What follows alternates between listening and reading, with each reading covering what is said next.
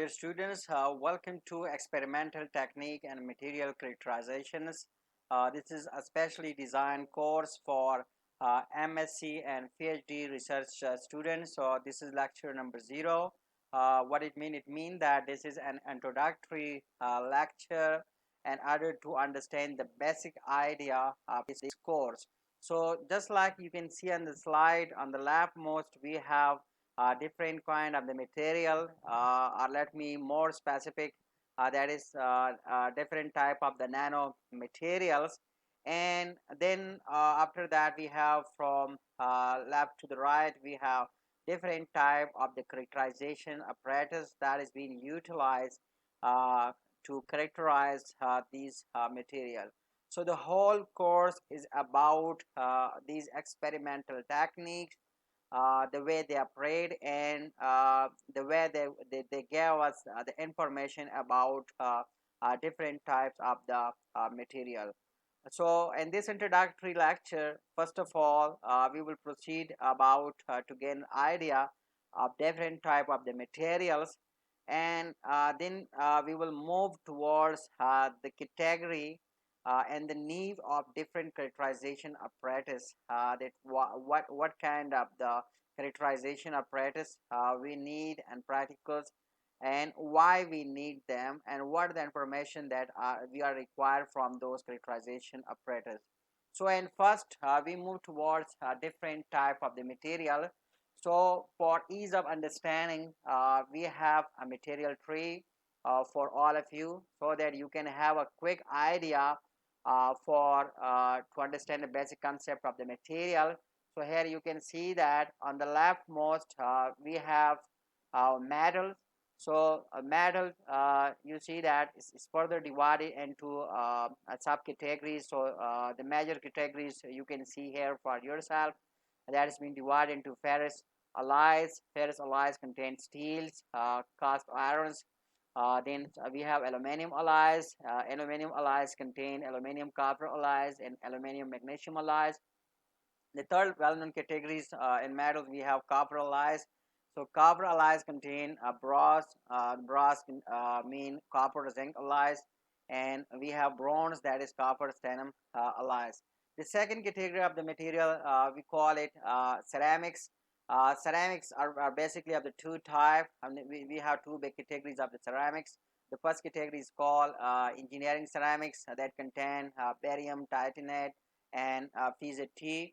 The second category in ceramic, that is very well known, that is called traditional ceramics.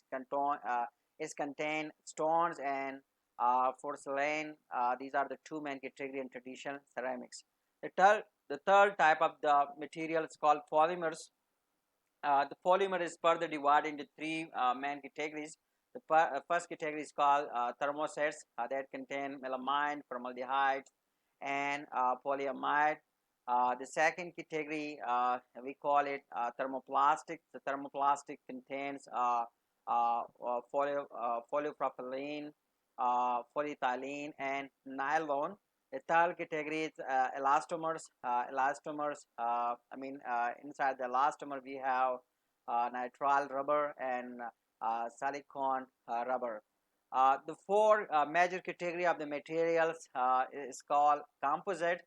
So composites further divided into three main categories. The first category is called metal matrix composites, which contain mostly tungsten carbide, cobalt.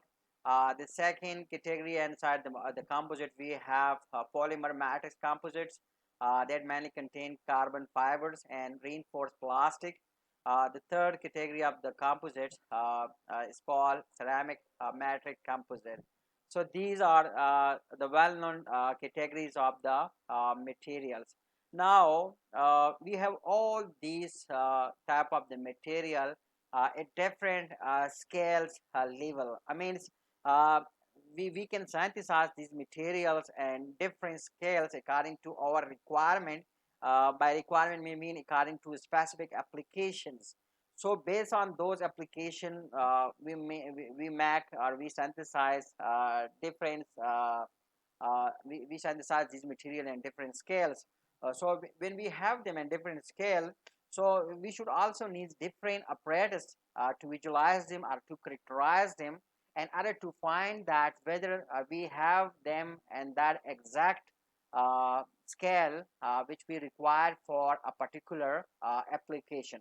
So here you can see that we have 12 order of magnitude scales. So here you can see that this scales is basically range from 10 meter to 10 meter to smaller than 0.1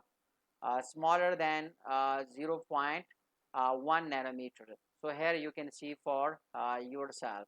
So here you can see that uh, between 1 meter and 10 meter we have assemblies, and these assemblies we can easily we can easily visualize them with the help of the naked eye. Here you can see that it's come inside the visible range, and so visible range we can easily do with them with the help of the naked eyes. So we can have a clear view of them with the help of the naked eyes. So we can go further. With the help of the naked eye we can go even up to a scale of here you can see that we can visualize them up to 100 micrometers. So this is the limitation of the human scale, where we can see the object, where we can see the materials more clearly if you have a good visuals. So with the help of your eyes you can see up to these scales. But if you want to see the object more clearly, you have components of the materials, or you can say you have the crystalline grain or precipitates. So you move a bit closer to the materials. To some extent, our naked eye they're unable to give the complete information or to completely resolve the object. So we take help from the optical microscope in order to visualize the object more clearly in comparison to the naked eye. So with optical microscope, we can visualize the object here. That is, we can visualize the object in the range of 1 meter to up to that is you can see here up to 1 micron. This is the range of optical microscope. We can with optical microscope we can go to this particular range. So here you can visualize the component, and you can also visualize. To some extent you can gain information up to crystallite size or precipitate, grain and precipitate. And then if you want to go, you want to find out more about the materials. Uh, so if you are unable to get about the information you need with the help of the optical microscope, if the object is smaller than 1 micrometers or 1 micron, so what actually you do, you adopt another technique that is called scanning electron microscopy. So with the help of scanning electron microscopy, you can go up to 100 nanometer or even beyond 100 nanometer and even smaller than 100 nanometer, because here you utilize the electron, and with the electron you basically scan the material. This device is basically based on the logic where you utilize the wavelength of the electron. You know that the wavelength of electron is very small, so it can easily reflect from smaller scan materials. So after their reflection, or that can easily be detected by the detector inside the device. So it can create a view for a smaller scale object. So we can visualize the smaller scale object with the help of scanning electron microscope, and its resolution is much better. In coming lectures, we will have the comparison of different characterization apparatus in the coming lecture. But here we can say just in bulk that scanning electron microscopy provide a much better magnification in comparison to optical microscope and naked eye. So even now, with the scanning electron microscope, here you can see that with the scanning electron microscope, we can go from this level. Here you can see that almost from 1 millimeter, we can go up to 10 nanometers. But here is another technique which lying from 1 micrometer up to 1 micrometer. So what is this? I mean, here you can see that this that even we can go beyond 1 micrometer. So what is this technique? I mean, it's bigger than 100 millimeters. This technique is called X-ray diffractometers. I mean, it's a device which gave information about the crystallite size, the compositions of the material, and also information about whether the material is crystalline or the material is amorphous, and it's provide basically a spectrum. This technique is mostly utilized just to know about the composition of the material and also the arrangement of the atom inside the materials that we call the crystallinity of the material, and it's basically operated in this particular scale. So here you can see that I mean it can goes from here up to this particular range, and from after I mean it's XRD, X-ray diffraction is short we call XRD, and scanning electron microscope, that is short we call SEM. So then we have transmission electron microscopy. I mean sometimes we need to look inside the material. So for that we have to pass the electron from the material. So that electrons when it pass from the material, so it brings the information about the interior of the material. So for that particular purpose, we utilize transmission electron microscope. So here is the range of this device. I mean, it operates from 10 micrometer I mean, it's 1 nanometer. I mean, we can get information with the help of transmission electron microscope up to this particular range. And the basic concept is we transmit the electron from particular material, and those electron when it's been transmitted, so they are detected with the help of the detectors. They get the information from the interior of the material.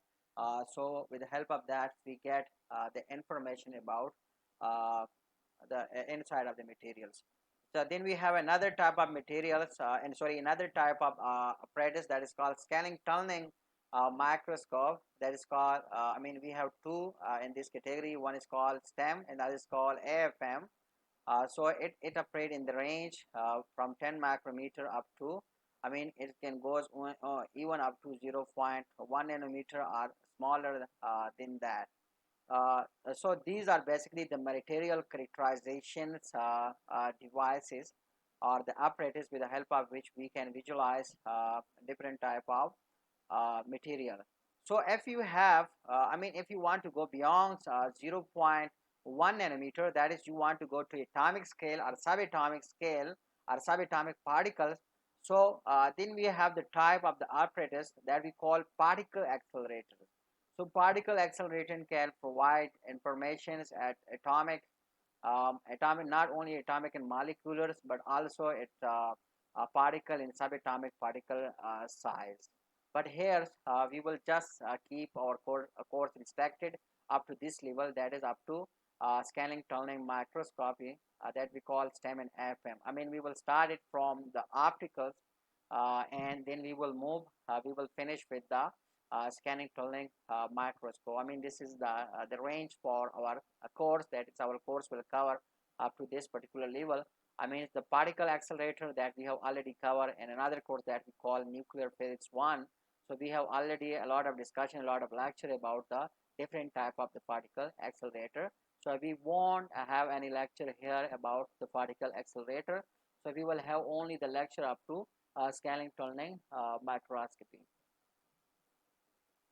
So here, the different type of the experimental techniques and material characterizations. I mean, here we have put them in different categories for ease of understanding.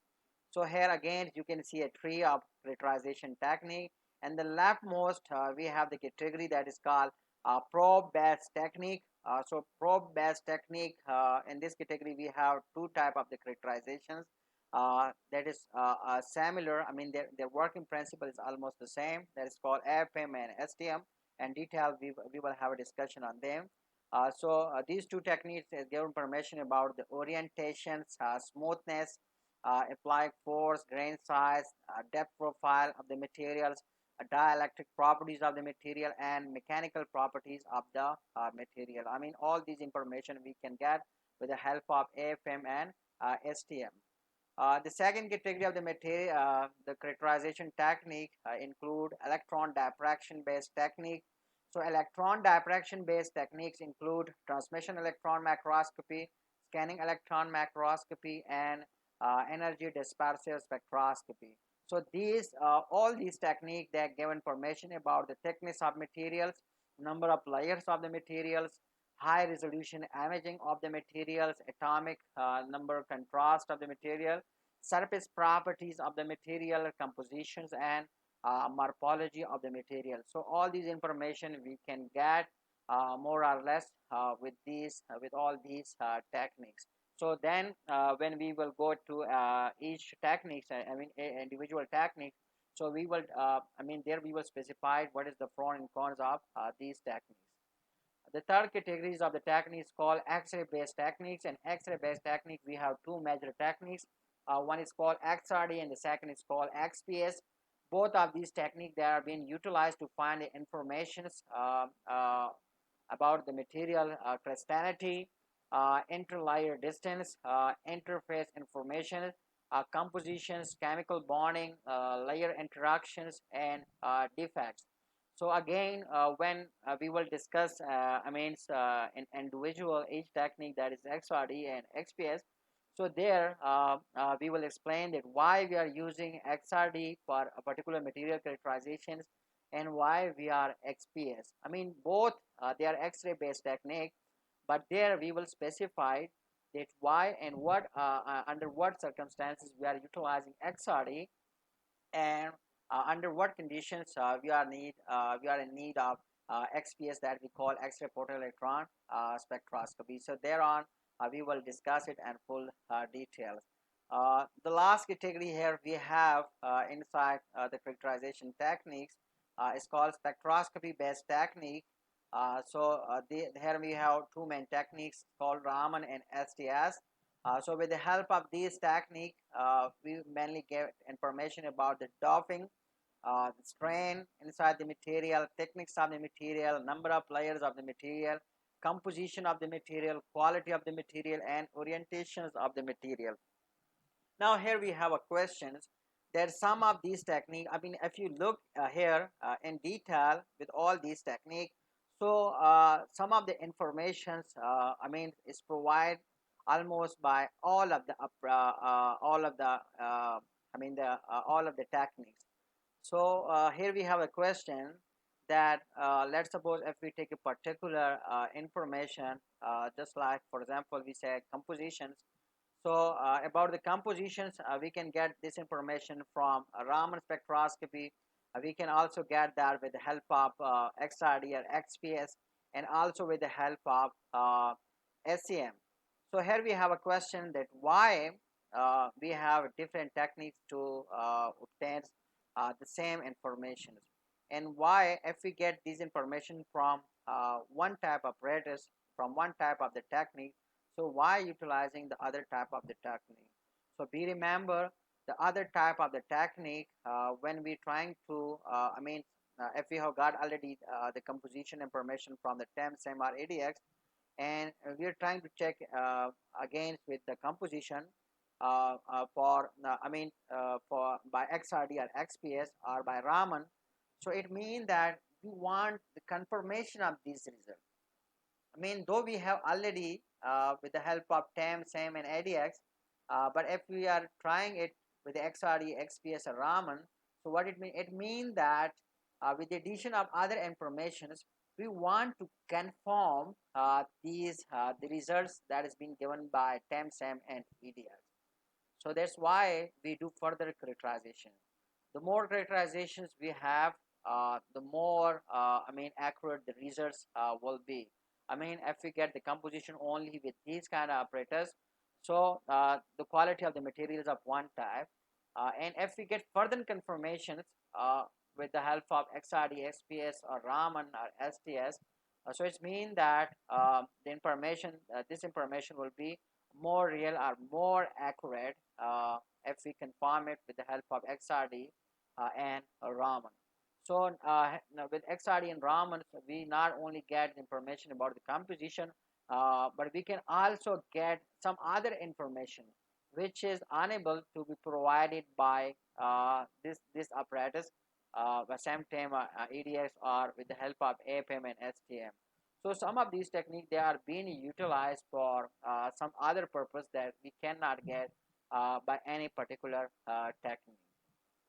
So that's all about the introductory lecture about experimental technique and material characterizations. Hope you enjoy. Stay tuned with the next lecture, because from next lecture we will start the detailed discussions about experimental techniques and material characterization. So we will start with the lecture number first from scanning electron microscopy. So stay tuned with the next lecture. Till then, bye bye.